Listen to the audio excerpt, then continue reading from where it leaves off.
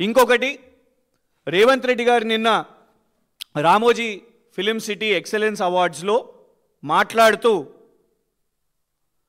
రవీంద్ర భారతిలో అవార్డ్స్ విషయం మీద ఉద్దేశిస్తూ మాట్లాడడం చంద్రబాబు నాయుడు గారు ఏదైతే చెప్పారో రామోజీ ఎక్సలెన్స్ అవార్డ్ అనేది ఆషామాషిగానో లేకపోతే రవీంద్ర భారతిలో చప్పట్లు దుప్పట్లతోని ఏర్పాటు చేసే ఆర్టిఫిషియల్ అవార్డు కాదు అని నేను సంపూర్ణంగా విశ్వసిస్తున్నా. మీకు రామోజీ ఫిలిం సిటీలో చంద్రబాబు నాయుడు గారిని ప్రేజ్ చేయాలనుకుంటే లేకుంటే వారి అప్రిషియేషన్ కావాలనుకుంటే వారి గురించి గొప్ప మాట్లాడండి, నో ప్రాబ్లం. రామోజీ గారి గురించి కూడా గొప్పలు మాట్లాడండి, నో ప్రాబ్లం. కానీ రవీంద్ర భారతిలో ఇచ్చే అవార్డ్స్ గురించి తప్పుగా మాట్లాడడం ఎంతవరకు కరెక్టు? మీ ఉపన్యాసాల్లో ఏ విధంగా అహంకారం వస్తుందో, మైకు పడితే చాలు ఏం మాట్లాడతారో అనేది ఉన్నది వాళ్ళ.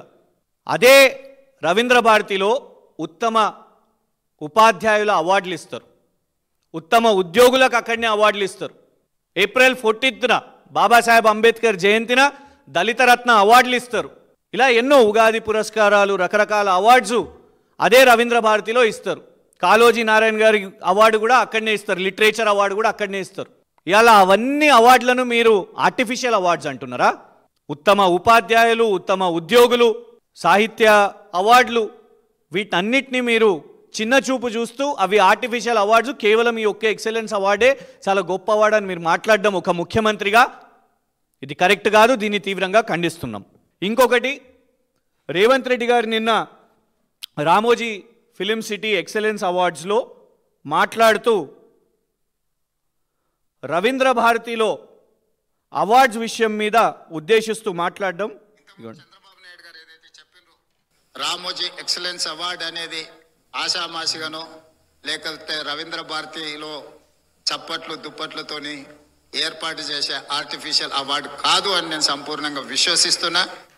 మీకు రామోజీ ఫిలిం సిటీలో చంద్రబాబు నాయుడు గారిని ప్రేజ్ చేయాలనుకుంటే లేకుంటే వారి అప్రిషియేషన్ కావాలనుకుంటే వారి గురించి గొప్ప మాట్లాడండి, నో ప్రాబ్లం.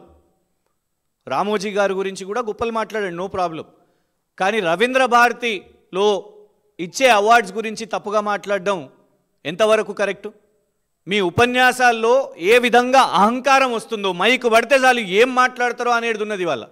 అదే రవీంద్ర భారతిలో ఉత్తమ ఉపాధ్యాయుల అవార్డులు ఇస్తారు, ఉత్తమ ఉద్యోగులకు అక్కడనే అవార్డులు ఇస్తారు.